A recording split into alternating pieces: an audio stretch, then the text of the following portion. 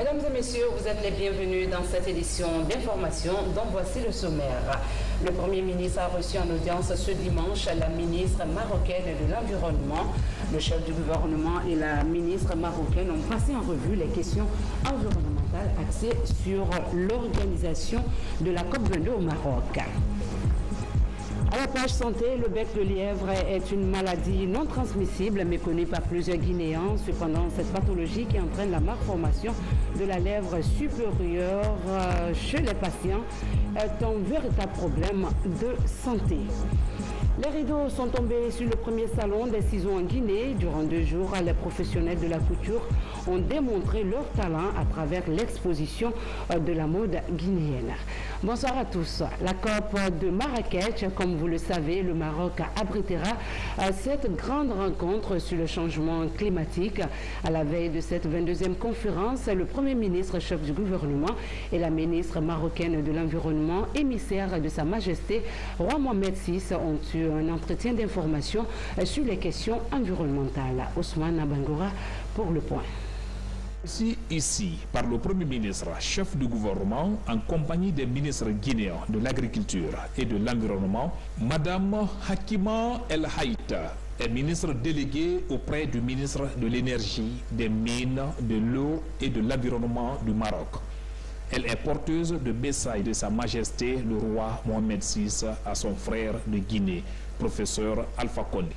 L'émissaire du roi Mohamed VI et Mamadi Youla ont passé en revue les questions environnementales. Saluer le leadership du président Alpha Condé qui a su montrer à Paris qu'il a su unifier la voix de l'Afrique, unifier les positions pour qu'on puisse aujourd'hui avoir une initiative qui va éclairer l'Afrique. Éclairer l'Afrique, c'est lui apporter le développement. Éclairer l'Afrique, c'est lutter contre la ségrégation sociale. Éclairer l'Afrique, c'est pouvoir l'industrialiser, trouver des emplois pour ces jeunes. Éclairer l'Afrique, c'est pouvoir également stabiliser la population de nos jeunes qui migrent faute d'emploi. Et donc la cause portée par son Excellence le président Alpha Condé nous fédère tous, nous Africains, et en tant qu'émissaire de Sa Majesté le Roi, j'apporte un message de soutien à cette initiative et de support, et j'espère que cette initiative verra le jour sous le leadership de Monsieur le Président Alpha Condé et avec le portage et le parrainage de Sa Majesté le Roi Mohamed VI. L'Afrique reçoit la COP 22 cette année à travers le Maroc. La sécurité alimentaire et l'électrification de ce continent sont déjà dans l'agenda. C'est pourquoi l'idée de partager les expériences sur la croissance verte est appréciée par les autorités guinéennes. Vous savez que l'agriculture est la grande priorité continentale, car vous savez que les changements climatiques touchent cette activité de plein fouet. Nous la vivons, nous la subissons, et il est temps que à la fois l'Afrique soit éclairée pour aller vers une économie durable, mais aussi que l'Afrique pense à nourrir l'Afrique. Cette année, je pense que nous avons tiré les leçons de la COP 21 et on s'est dit qu'il fallait, la première des choses que nous avons réalisées, c'était l'obtention de notre site pour le stand.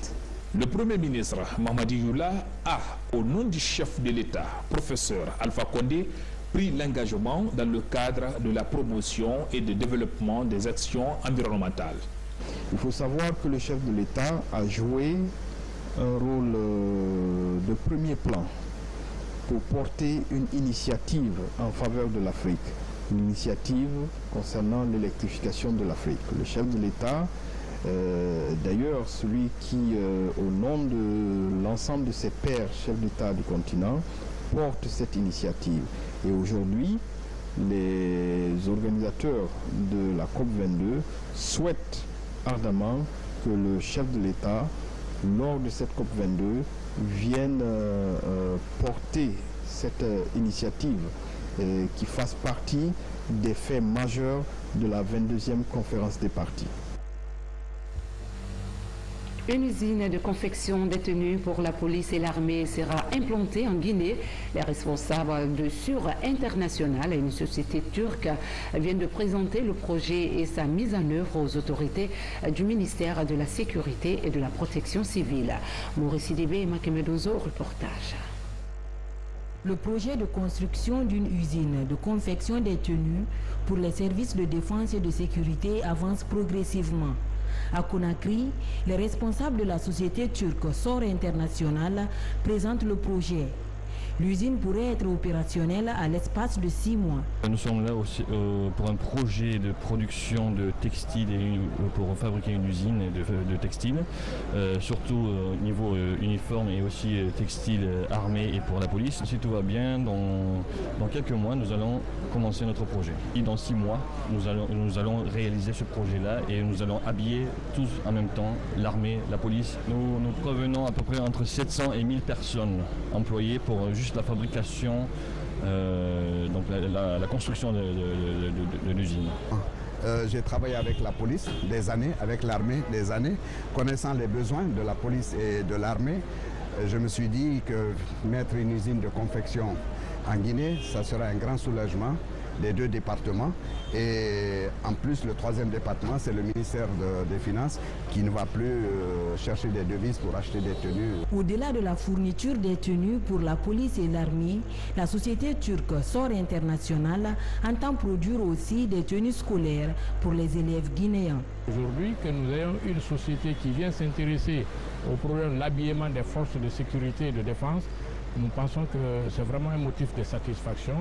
Et c'est pourquoi nous sommes inscrits dans la dynamique de mettre tout en œuvre pour que ce projet réussisse pour le bonheur des populations de ce pays.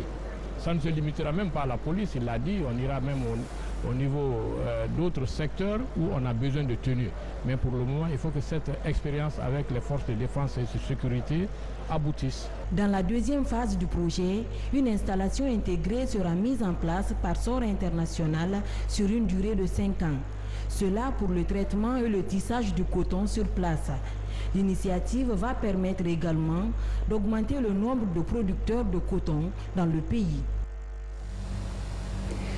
Un détour à l'intérieur du pays, la base régionale de service national d'aménagement des points d'eau SNAP de Zérékoré a été remise provisoirement aux autorités locales.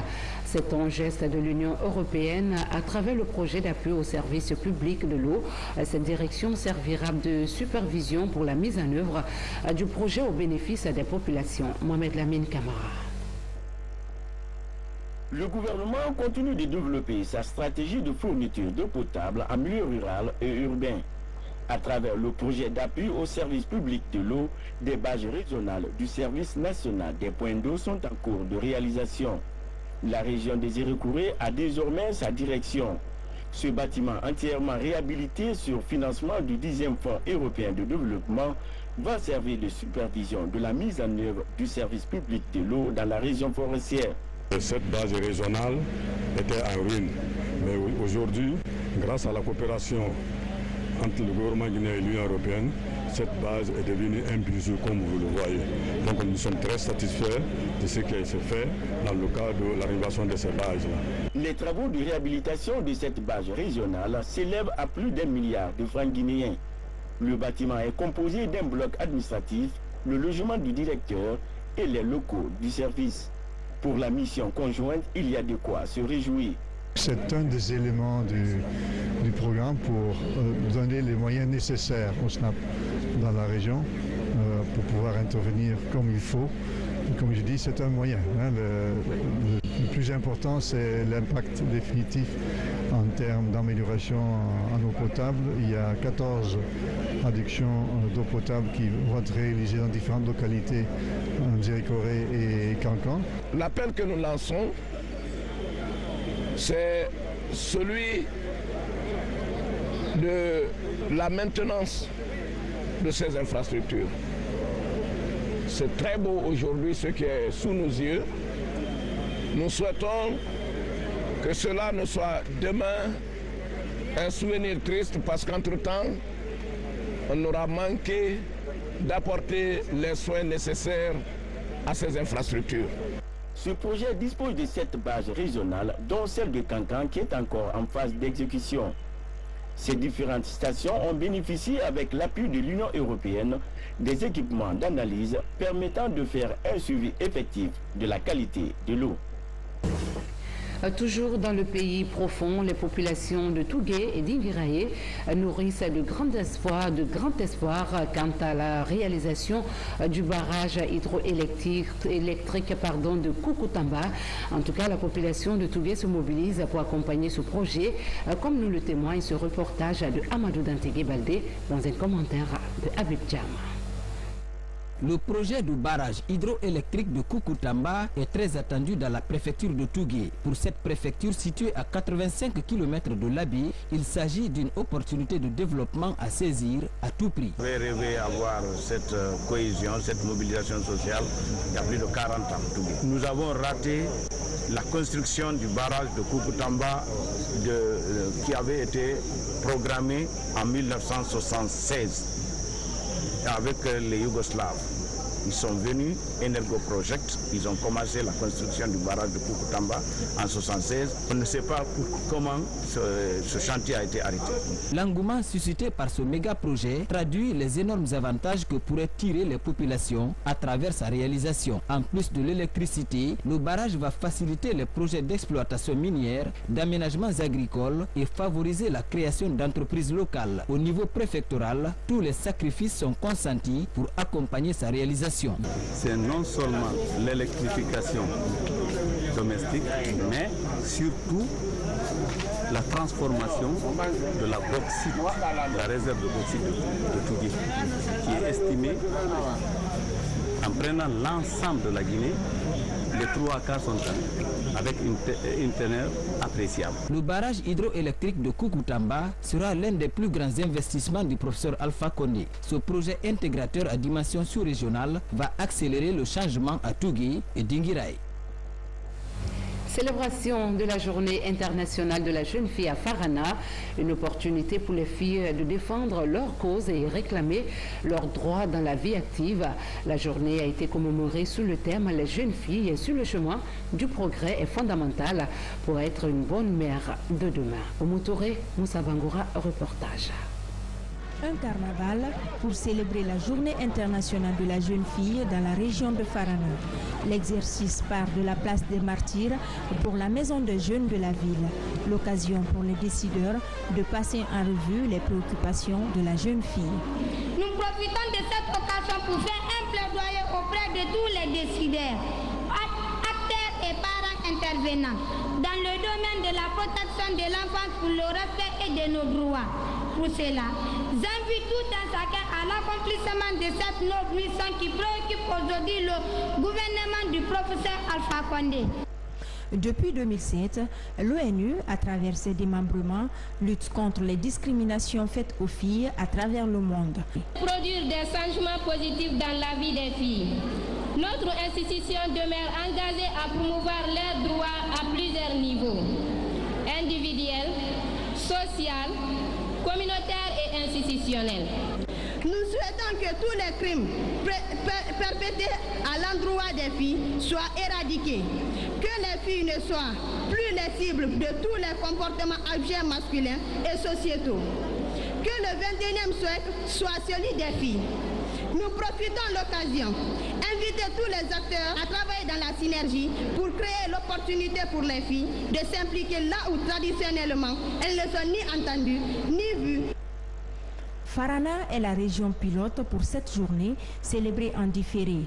Le thème choisi cette année est les jeunes filles sur le chemin du progrès est fondamental pour être une bonne mère de demain.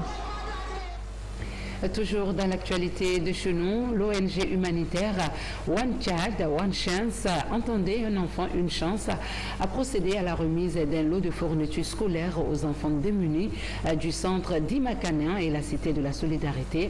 Ce geste louable vient de répondre à une préoccupation des bénéficiaires. Seydou Bandjaï. Après 3 semaines de la rentrée scolaire, les enfants démunis des centres d'Imakanen et de la Cité de Solidarité bénéficient d'un don de fournitures scolaires. Depuis l'ouverture, ces enfants sont confrontés aux problèmes de prise en charge de leur scolarisation. Nous voulons donner à chaque enfant sa chance.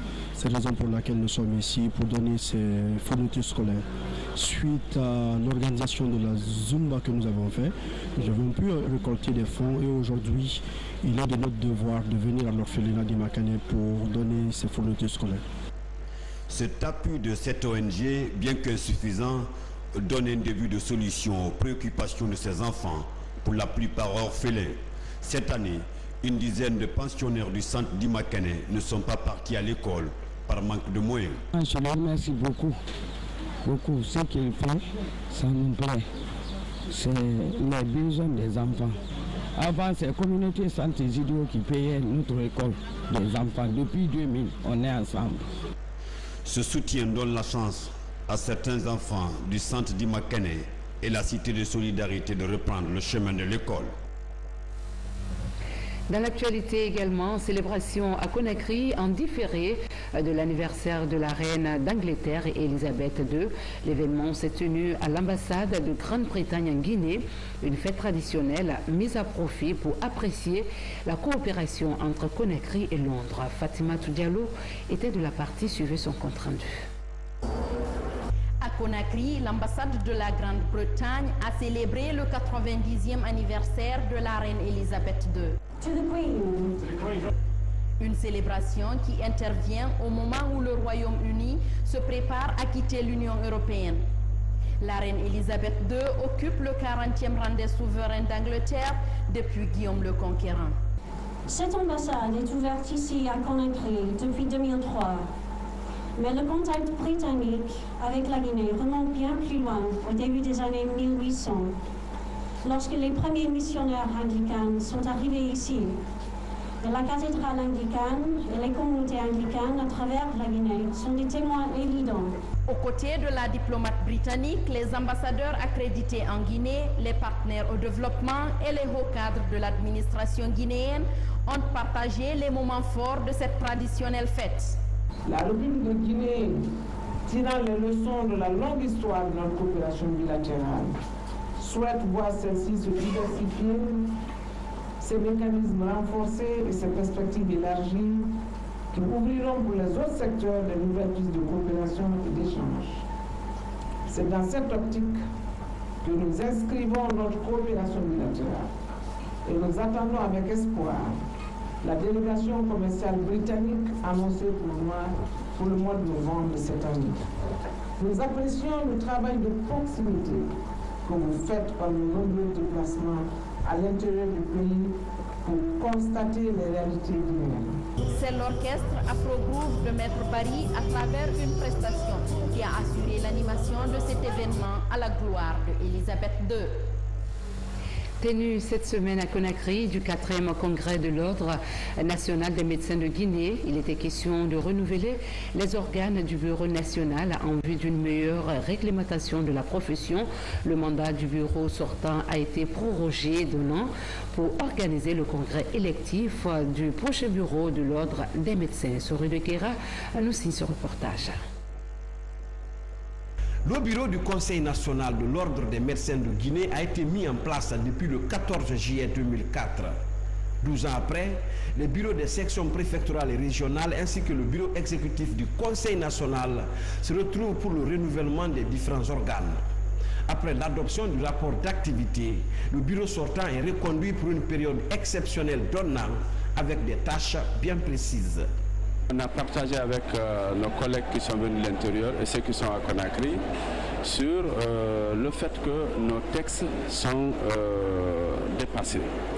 Donc ma première mission sera d'actualiser les textes et de se conformer aux textes qui existent au niveau de la sous-région et harmoniser avec les textes des grandes associations auxquelles on est membre, comme la conférence francophone de l'Ordre des médecins.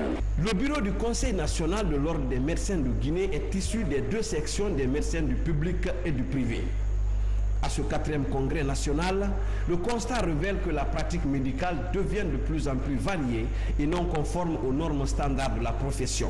L'objectif premier du gouvernement est d'opérer des refontes du secteur avec à la clé la formation continue des ressources humaines. Nous avons chargé le Conseil national qui est reconduit et rendu légitime aujourd'hui de commencer à gérer les problèmes que le Conseil normalement gère conformément à ses attributions. Vous savez que le Conseil national de l'ordre des médecins a une compétence réglementaire, une compétence administrative et une compétence juridictionnelle.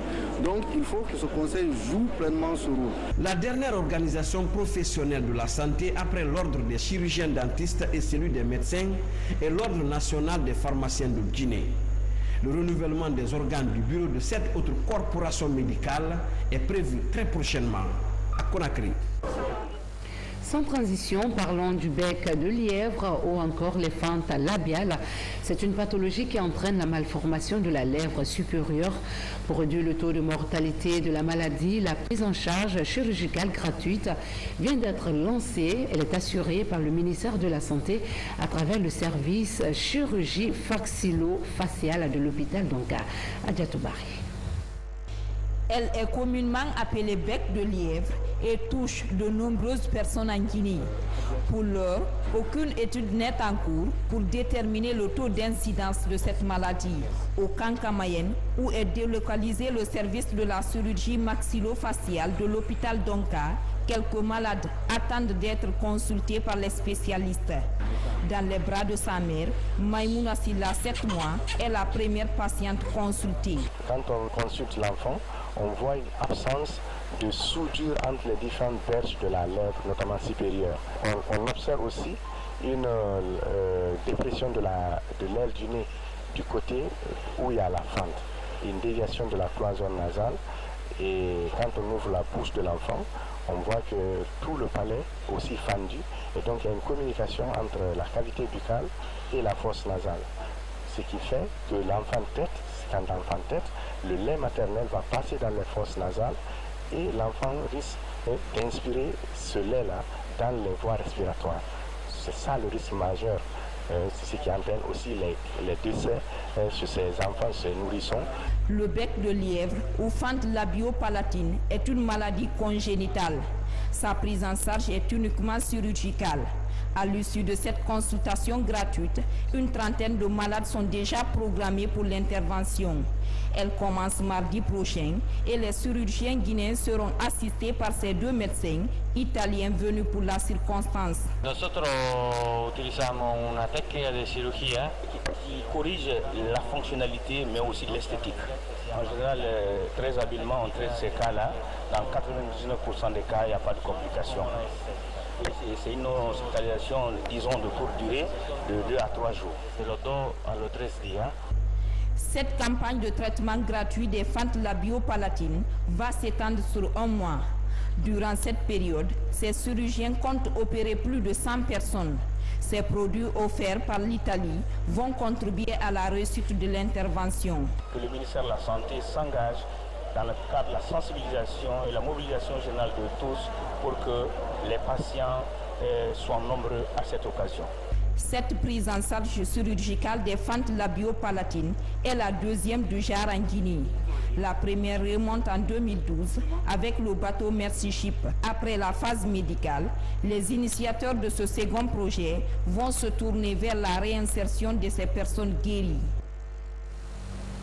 Autre sujet, les rideaux sont tombés sur l'événement national dédié à l'univers de la mode.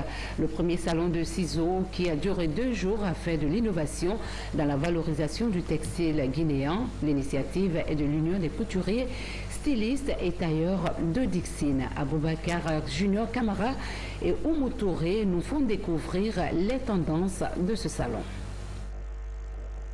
La première édition du Salon des ciseaux, c'est une organisation de l'ICROSTAD, entendez, l'Union des couturiers, stylistes et tailleurs de Dixine. Objectif, faire la promotion de la mode guinéenne. Durant 2 jours, les participants issus d'horizons divers ont valorisé à travers leur création la tenue africaine de Guinée. Les meilleurs ouvriers dans le sous-région aujourd'hui, c'est la Guinée. Pourquoi la Guinée n'est pas dans les scènes internationales? Ensemble pour une couture mixte pleine de créativité et d'émotion est la toile de fond de l'événement. Le salon des ciseaux pour la mode guinéenne doit être pérennisé afin de préserver les acquis artisanaux, rappellent les organisateurs. Je lance un appel au nom de toutes les couturières et couturiers pour vraiment que l'État vienne en aide. Parce que vraiment, nous aussi, on peut beaucoup faire en Guinée, comme les autres pays. Par exemple, le Sénégal, la Côte d'Ivoire, le Mali, on peut le faire s'il y a une bonne soutenance. Nous venons pour accompagner ces tailleurs dans leur initiative. Nous conseillons à tous les jeunes de revenir à la source, c'est-à-dire s'habiller en africain et en guinéen. Donc tout ça, ça va valoriser notre culture et développer le pays. Pour accompagner les acteurs du secteur, le chef de l'État a initié le programme « Un tailleur, une machine ». Ici, à Dixine, les professionnels de la couture s'organisent afin de mieux tirer profit de ce projet très attendu dans la commune. Sport football, le Oroya Athletic Club a remporté la 57e édition de la Coupe nationale de football. Les rouges et blancs de Matam ont dominé l'AS Kaloum cet après-midi sur le score de 2 buts à 1 au stade du 28 septembre. Abdoulaye Diallo revient sur les temps forts de cette finale. C'est une équipe de l'AS Kaloum assez diminuée qui affronte son grand rival du Oroya AC. On assiste à un début de match timide entre les deux équipes. L'enjeu tue le jeu. Les 22 acteurs ont du mal à assurer les passes à 10. Et dans la foulée, Aboubakar Silla, Ianga de l'AS Kaloum, se procure la première occasion de jeu. Mais malheureusement, il loupe le cadre. Le Oroya AC se réorganise pour se frayer les chemins de but. Le salut viendra de Daouda Kamara, qui reprend le ballon repoussé par le gardien. C'est l'ouverture du score pour le Oroya à la 29e minute. C'est d'ailleurs le score à la pause. À la reprise, c'est à peu près l'image de la première période. Un quart d'heure après, Aboubakar Kili-Bangoura corse l'addition en mettant le deuxième but.